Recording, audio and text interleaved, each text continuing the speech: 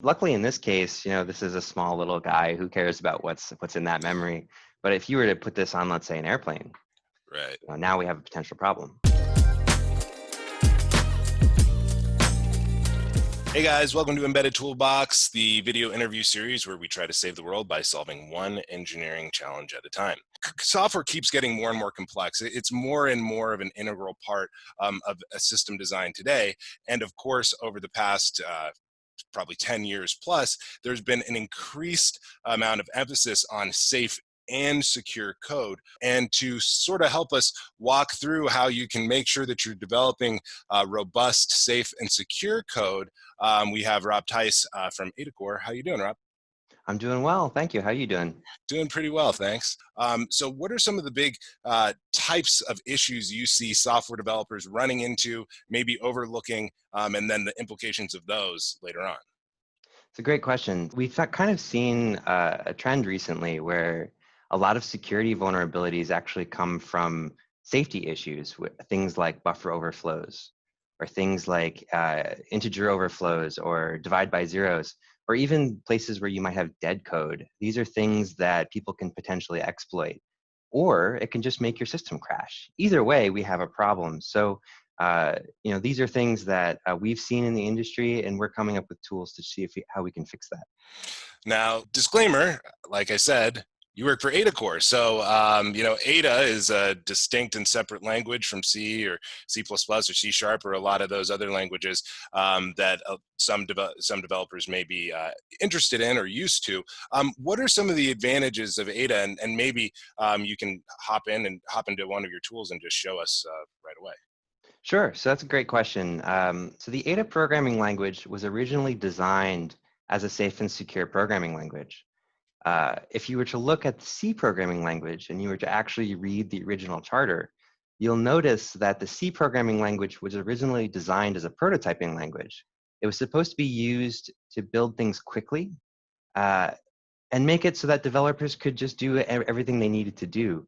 Where the Ada programming language was designed to do the same things, but was designed to take a lot of the responsibility off the programmer and onto the compiler.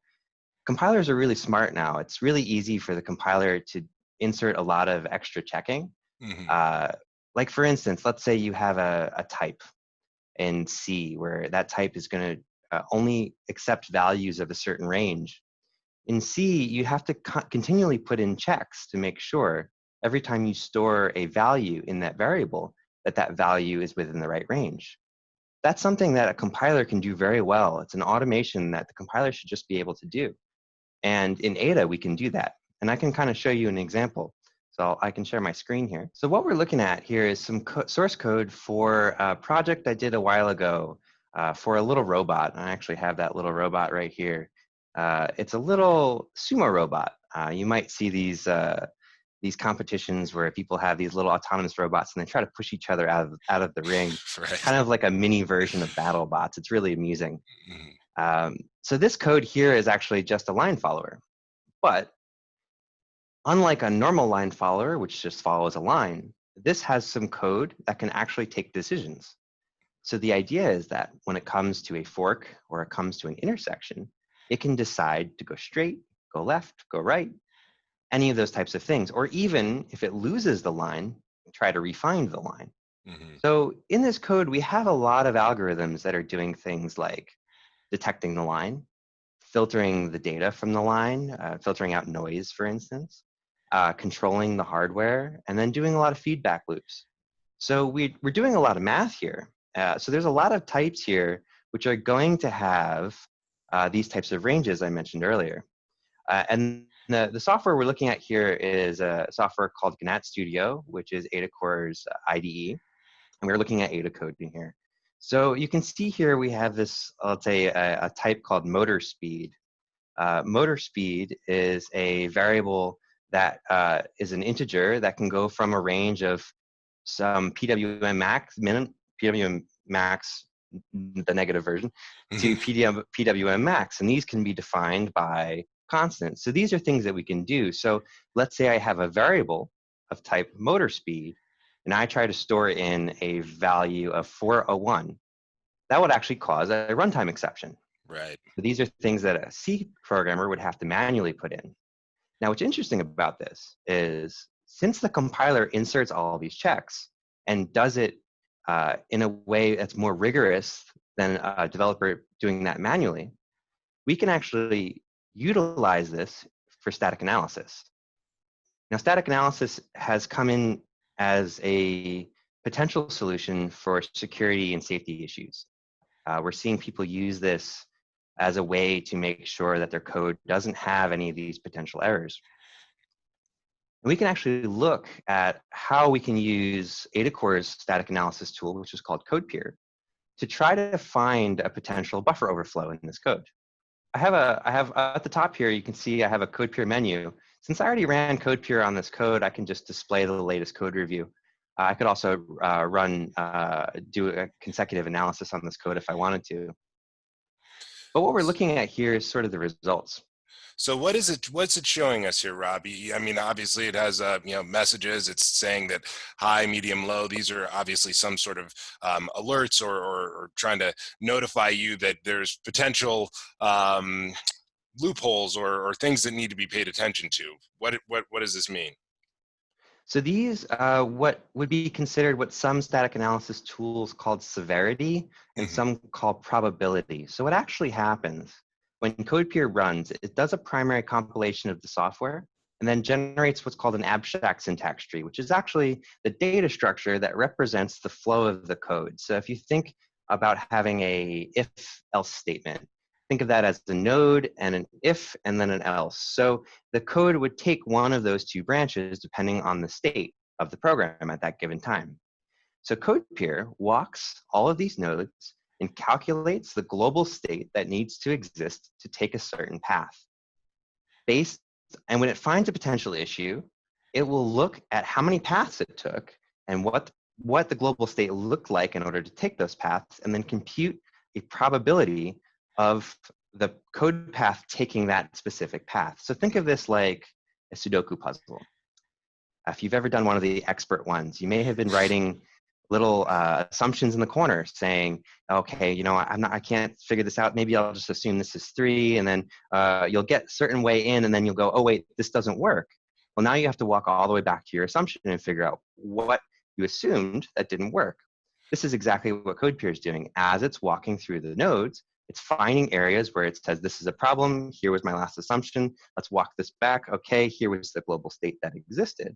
What's the probability of that actually happening?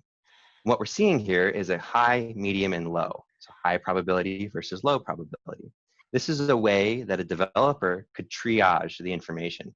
If I actually turn on all the filters here, so show all of the potential issues here, you can see there's a significant number of findings here. But it's possible that I don't care about a lot of these. I might only care about a certain percentage of these.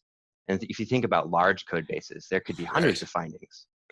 So I might want to focus just on, let's say, potential buffer overflows, which in Ada is called an array index check. Now we can see an example of this at the bottom where we actually see in this geofilter package a low probability, and it's saying array index check might fail.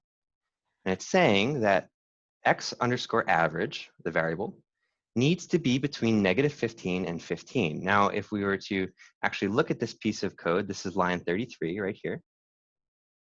What we can see is that average point to state lookup, if I hover over that, we can actually see that that is a lookup table. Mm-hmm.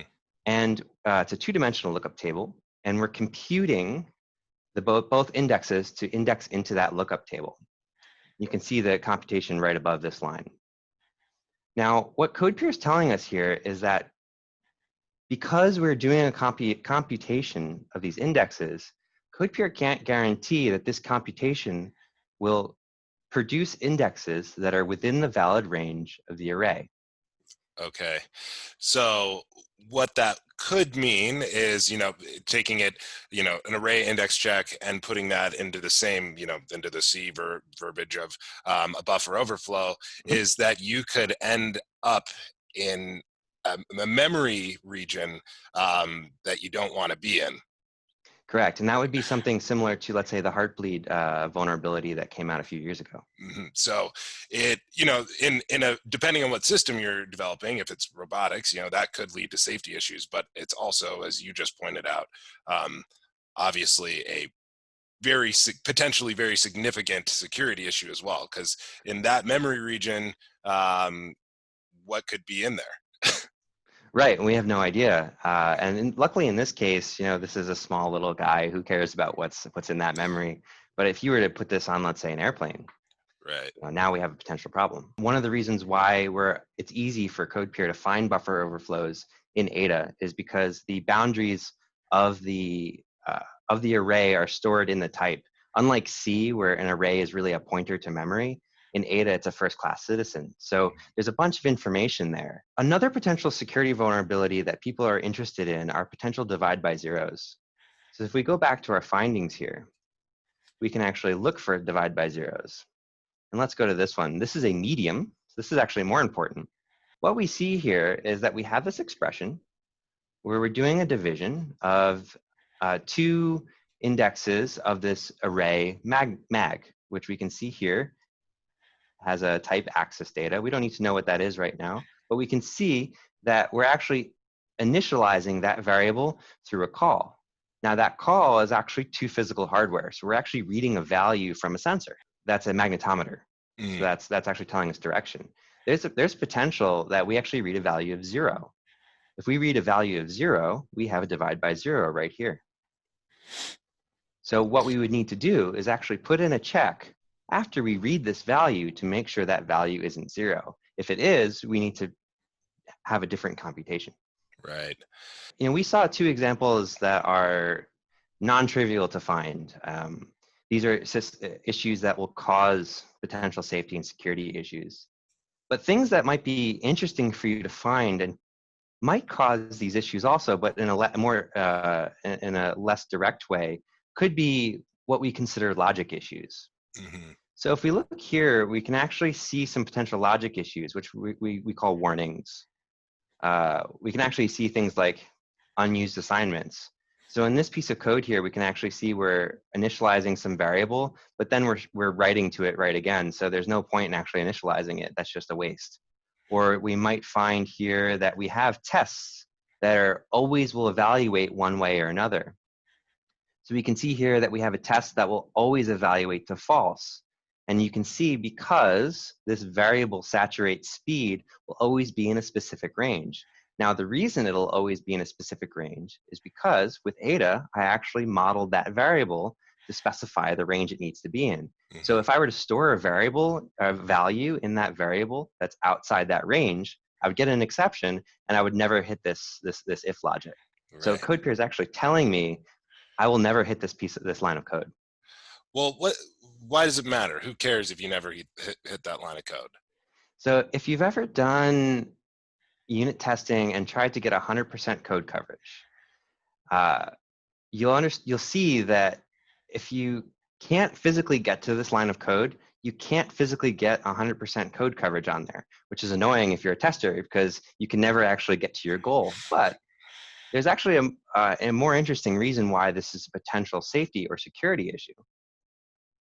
If you never test this line of code, and let's say it's a function call that goes into some random piece of software that never gets tested and never gets iterated, never gets maintained, eventually there's a potential that you can mess with the program counter and actually jump to that line of code and execute software which was never tested.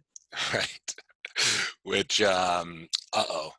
Yeah, exactly. And there's actually a lot of cases of security issues and safety issues, some of them in the automotive industry where things like this have happened. Obviously, CodePeer is a great tool to help you identify these types of issues very quickly, but it's also becoming apparent that the way that Ada is constructed, if you're developing a safety critical system or just any system that may need to get QA'd later, you're saving yourself tons and tons of time on the back end. And we all know that, that inverse curve of when you find bugs later in the code, how much more difficult and more expensive it is to rectify them and remedy them. Yeah, so I was a C++ developer once upon a time. And I remember spending a lot of time debugging pointer issues and just general memory issues. With Ada, you actually don't need to use pointers that often. There's very few instances where you need to use pointers, whereas in C and C++, that's how you use arrays. That's how you pass structs. That's how you do everything that's not a basic integer. Because Ada treats those objects, those heterogeneous data structures and homogeneous data structures, as first-class citizens, you pass them as a variable rather than as a pointer. So because I'm working less with raw memory and I'm allowing the compiler to do that abstraction for me, I end up spending a lot less time debugging all of those trivial memory issues. So as you said, I put in a little bit more time to create my specification and actually model my system using data types. And then I spent a lot less time debugging. This is based on some work you've done, right? Exactly. So I actually have 2 blog posts that are available on our blog, blog.adacore.com, and you can see on the top here that you can access those via this URL. It's a 2-part blog. The first part is about developing Ada, and this actually talks about a subset of Ada called Spark, which can actually be formally provable, which is kind of like taking static analysis to a whole next level. And this actually talks about how you can actually do that on platforms that are portable. So like for instance, here I have an Arduino, but here I actually have a RISC-V, and it's the same software that runs on both, which is pretty neat. Yeah, that's awesome. And then the second part of this blog post is actually talking about how to actually build all this stuff within our IDE. And there's actually a section here which actually talks about being able to auto-generate code on the fly. So there's actually a part of this code that that's being written right before the compilation. So I set some constants, and then this plugin actually goes in, reads the constants, and generates all my lookup tables on the fly. If people want to just learn more about using Ada, Rob, where should they start? That's a good question. So we actually have a learning website, which is called learn.adacore.com, where you can actually go in and run Ada right in the browser. So you can see a little bit of Ada code right here. I can hit run, and that'll actually run Ada right on our servers. We have an intro to Ada course and an intro to Spark course if you're interested in learning more.